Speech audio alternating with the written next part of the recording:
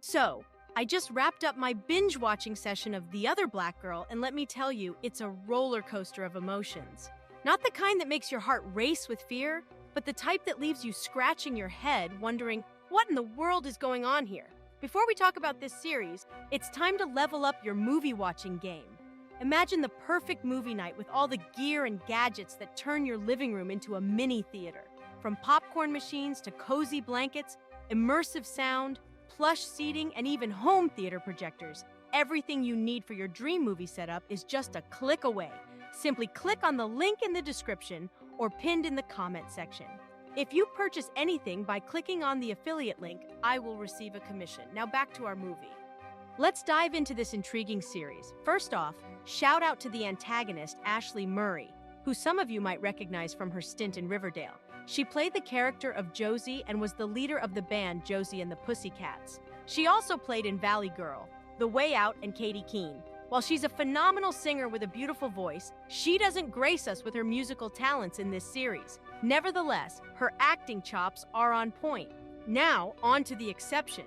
It felt like there was something missing, something that could have elevated this series to greatness. It's hard to pinpoint exactly what that missing ingredient was, but I couldn't help but wonder if a different occupational backdrop for the characters might have spiced things up a bit.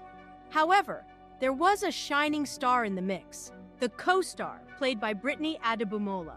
Brittany also played in The Equalizer, 4400, and Grand Army.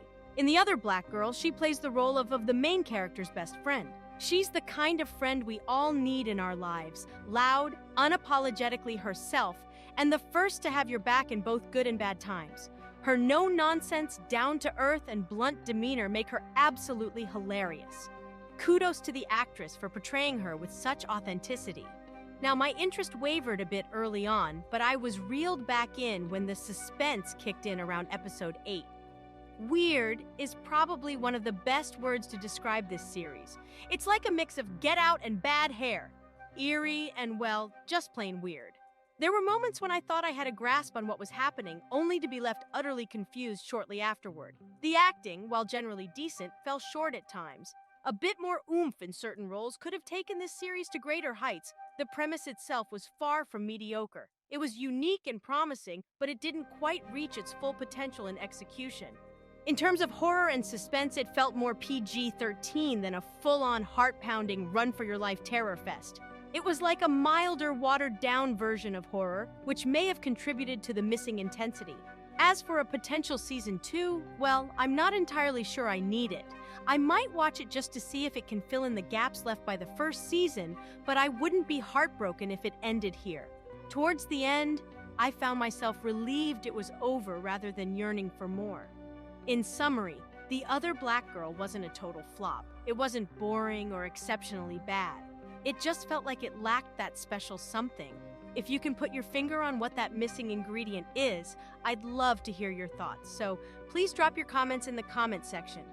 I must say though, the title was quite intriguing and it drew me in. On a scale of 1 to 10, I'd give it a solid 4. The missing ingredient and some flat acting held it back. If you enjoyed this review, please hit that like button. And if you crave more TV and movie reviews, consider subscribing. As a matter of fact, we've got another review ready for you right now. Simply click on the next video and I'll see you at the next screen and review. Your support means the world to us. And as always, thank you so much for watching.